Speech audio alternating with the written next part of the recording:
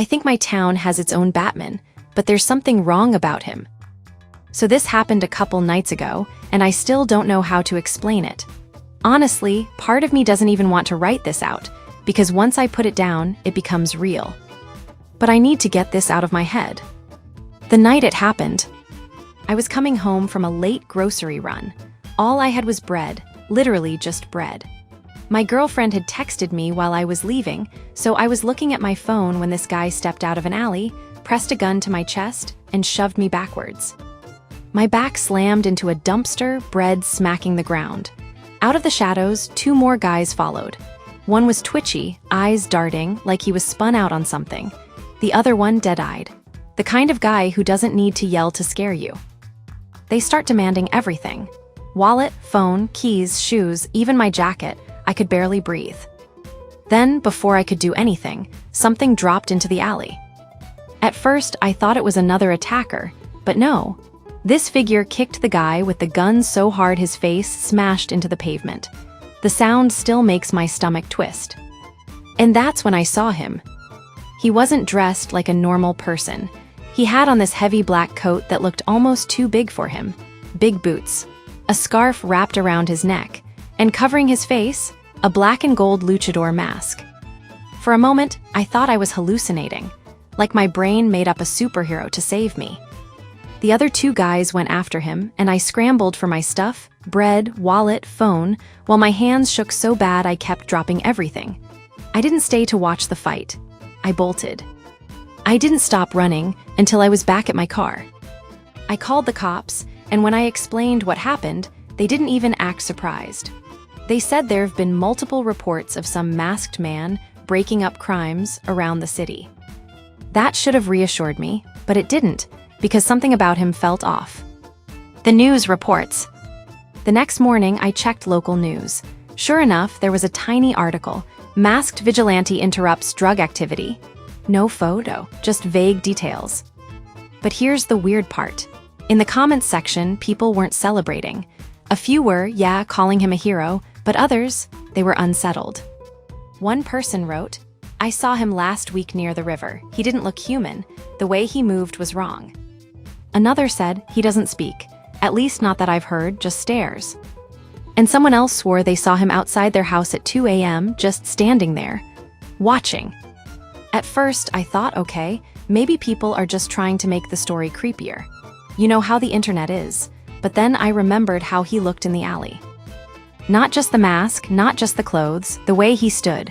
Rigid, like a puppet waiting for strings to pull it. Strange sightings. That night, I couldn't sleep. Every sound outside made me paranoid. Around 3 a.m., I gave in and checked a local community Facebook group. Someone had posted, "Did anyone else hear screaming downtown tonight?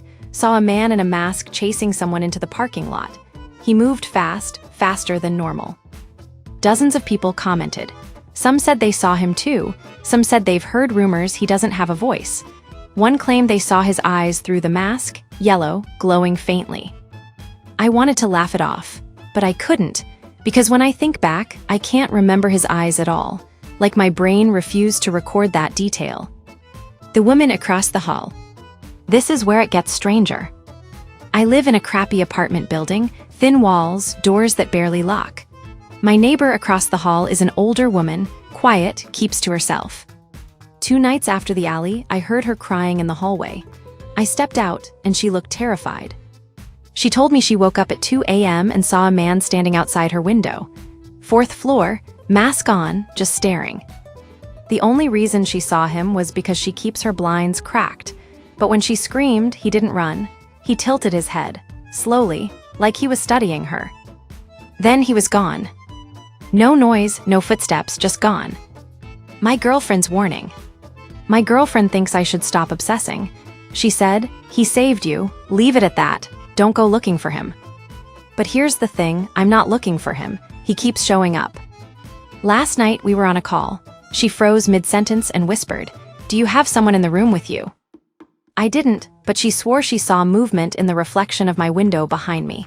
When I turned, nothing, just darkness. Final update for now. I don't know what's happening in my town. People say we've got our own Batman, But Batman doesn't stand outside windows. He doesn't just stare. Sometimes I wonder if this guy isn't human at all. Maybe he's something else, something wearing a mask to look human. All I know is, if I see him again, I don't think I'll run. Not because I'm brave, but because part of me wants answers. And part of me is terrified. The answer is worse than anything I can imagine. I thought I found my first real friend in middle school, but she set me up. So back in 7th grade, I was basically invisible. Lonely, awkward, acne all over my face, and the kind of kid who ate lunch by herself most days. If someone even said hi to me, I'd latch on. That's when I met this girl, we'll call her Kayla. She was confident, loud, and people either hated her or wanted to be her. And for some reason, she wanted to be friends with me. I was shocked. For once, I wasn't the background character. We became close, like, tell each other secrets at 2 a.m. close. And Kayla had enemies. 3 girls in particular, Hannah, Brooke, and Taylor. They were mean girls in every stereotypical way. Fake laughs, whispered insults, and they'd say the most disgusting stuff about me being black. Called me burnt toast, charcoal, even the N-word once in class. Teachers never did much. Kayla told me these girls were jealous of her. And honestly, they were awful to me too, so it felt good to have someone on my side. The plan. Then another friend of ours, let's call her Jess, got dragged into it. Hannah, Brooke, and Taylor were tormenting her too. They made Jess cry in front of everyone once just because a boy liked her instead of them. So Kayla came up with a plan. She said, let's expose them, show everyone who they really are. At the time, it felt empowering, like justice. We started making posts online about them. People in school followed it like a drama series. Everyone already hated those 3 girls for being fake, so the posts blew up. We got a ton of support. But looking back, the stuff we posted was cruel. Kayla fed me the dirt, like one girl's dad supposedly stole car parts. Another girl's mom's cooking tasted like trash. We mocked a girl's yeast infection, another's teeth. It was go kill yourself level bullying, but it was still bullying. Public, humiliating, and relentless. At the time I thought, they deserve this. Now older me knows no one deserves that. The fallout. Then it all blew up. The posts got traced back, and somehow I took the full blame. Kayla and Jess vanished from the mess like smoke. Suddenly, I was the ringleader. I was the bully. I was the one who had to stand in front of teachers, parents, and the girls we exposed, apologizing. Kayla never admitted her role. Jess stayed quiet. And here's the wildest part. Within a few months, Kayla and Jess started hanging out with Hannah, Brooke, and Taylor. Like all buddy-buddy inside jokes, Instagram pics together. Meanwhile, I was left with the reputation. The mean one, the scapegoat. Years later. By 9th grade, I kept my distance from everyone, but I heard things. Turns out those same girls, yes, the ones we exposed, had been bullying a special needs girl in our class. Called her slow, stupid, mocked the way she read aloud. She told me later that they bullied her every single day. And Kayla, the friend I thought I had, she laughed along with them. That's when it hit me. She never wanted to be my friend. She wanted a shield, a pawn, someone she could use, throw under the bus, and walk away clean. Nah. I look back, and I wish I'd been stronger. I wish I hadn't let loneliness trick me into thinking Kayla cared about me. Because the truth is, I wasn't her best friend. I was her cover.